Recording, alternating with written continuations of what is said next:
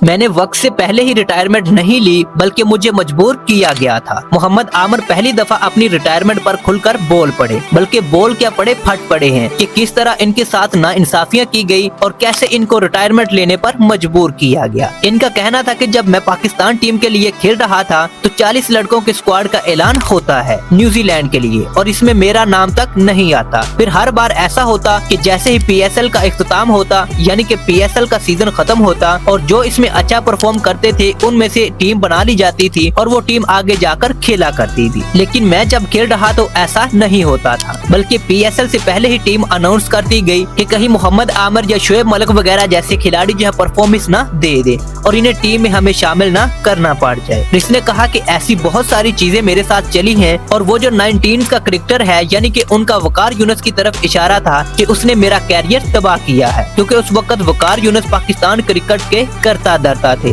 और सब कुछ उन्हीं की मर्जी के मुताबिक हो रहा था और जो मेरे साथ चल रहा था वो भी इन्हीं की मर्जी से हो रहा था और वो फिर ऐसे ही चलता गया मेरे साथ और फिर मुझे रिटायरमेंट लेनी पड़ी कि भाई जब जहाँ पे मेरी इज्जत ही नहीं है, जहाँ पे मैंने इतना सर्व किया है, जहाँ पे मैंने खेलने के लिए जिंद जान एक करता हूँ, वहाँ पे मुझे रिस्पेक्ट ही नहीं दी जाती, तो इससे बेहतर है कि मैं रिटायरमेंट ही ले लूं। तो मैंने रिटायरमेंट ले ली। दोबारा वापस आया, दोबारा क्यों निकाला गया, ये भी सारी कहानियां आप लोगों को पता है। यानी कि जो टैलेंट इनका आगे जा रहा होता है, जो इनकी पर्चियां नहीं होती, इनके साथ ऐसे ही चलता आ रहा होता है और यही क्रिकेटर को तबाह करने वाली चीज है। आपके पास टैलेंट की कमी नहीं है, आपके पास टैलेंट जो है वो भर भर के पड़ा हुआ है, लेकिन जब इस तरह की नाइंसाफियां होती हैं, भाई आपके सामने जब वो लड़की आते हैं टैलेंट वाले और फिर कुछ ही दिनों के बाद वो गायब भी हो जाती है। और भी फास्ट बॉलर मोहम्मद आमिर ने इंटरनेशनल क्रिकेट से रिटायरमेंट का ऐलान कर दिया है। लेकिन कुछ ऐसे नाम होते हैं जो कि बार बार टीम में शामिल किए जाते हैं, चाहे वो फ्लॉप होते रहे, चाहे जो मर्जी होता रहे।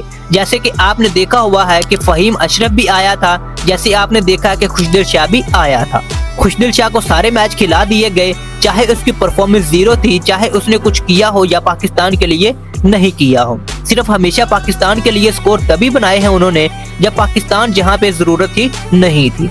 तो खुशदिल शाह जैसे लोग जो है, मोहम्मद आमिर का इशारा इन्हीं नामों की तरफ था कि भाई कुछ पर्चियां होती है, इनको बार बार मौका मिलता रहता है और जो मेरे जैसे लोग होते हैं वो सिर्फ इनकी नाइंसाफियों से तंग आकर ही फिर क्रिकेट खेलना ही छोड़ देते हैं। मैंने भी यही किया। मैंने पाकिस्तान के लिए और क्रिकेट अभी खेलना चाहता था, मेरे पास और अभी वक्त था, लेकिन आपके सामने ये वाले सिलेक्टर हैं कि भाई आप अच्छी परफॉर्मेंस दे रहे होते हैं। जैसा कि साजिद खान को आपने देखा होगा कि उसने पिछले मैच के अंदर 5 विकेटें ली, 10 विकेटें ली, लेकिन अगले मैच के अंदर उसका नाम ही नहीं आता, इसे निकाल दिया जाता है। और ऐसा सिर्फ पाकिस्तान टीम के अंदर होता है। नुमान अली आपके सामने है, अभी जो परफॉर्म कर रहे होते हैं इन्हें जल्दी से निकालते रहते हैं कि भाई ये कहीं आगे जाके और परफॉर्म न कर ले।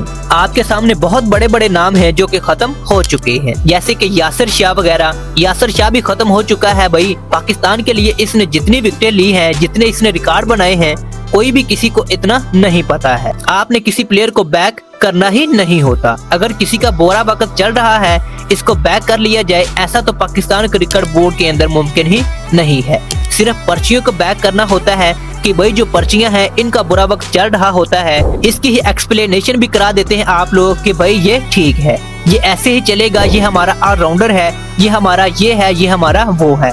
लेकिन जो प्लेयर होते हैं, जो आपको मैच विनर होते हैं, वो कभी भी आपको अच्छे नहीं लगते। यह है पाकिस्तान क्रिकेट की कहानी कि कैसा पाकिस्तान चलता है अपने क्रिकेटर के साथ। और ये मोहम्मद आमिर पहली दफा फटा है, यानी कि पहली दफा बोला है कि मेरे साथ क्या क्या हुआ था। आप लोग कहते हैं कि पाकिस्तानी क्रिकेट टीम को क्यों छोड़ा है, भाई ऐसा नहीं है। भाई मेरे साथ ये वाली नाइंसाफियां हुई हैं, तो ये एक मेरे साथ नाइंसाफियों वाली एक लंबी फहरिस्त है जो कि मेरे साथ की गई है। इसके बाद मुझे मजबूर किया गया, सिर्फ मुंह से बोला नहीं गया, मजबूर भी किया गया कि भैया ले लो रिटायरमेंट, और फिर इन्हीं शक्लों की वजह से मुझे रिटायरमेंट लेनी पड़ी। तो क्या कहते आप मोहम्मद आमिर के साथ ये जो ज्यादतियां हुई हैं, क्या ये मोहम्मद आमिर ही की सब गलतियां हैं, या जो लंबी लिस्ट है, ये जो मेन मुजरिम है, इनको क्यों नहीं पकड़ा जाता? तो क्या ये सारे का सारा कसूरवार मोहम्मद आमिर ही है, या फिर जो क्रिकेट बोर्ड के अंदर बैठे हुए बड़े बड़े माइंडसेट हैं उनका ये कसूर है? क्यों जो मेन मुजरिम है इनको क्यों नहीं पकड़ा जाता, जो कि आवारा घूम रहे हैं और पाकिस्तान की क्रिकेट को तबाह बर्बाद करने पर तुले हुए हैं? तो आप इस बारे में क्या कुछ कहना चाहेंगे? अपनी राय आप नीचे कमेंट सेक्शन के अंदर हमें लाजमी दीजिएगा। मिलते हैं अगली एक शानदार वीडियो में। Good bye.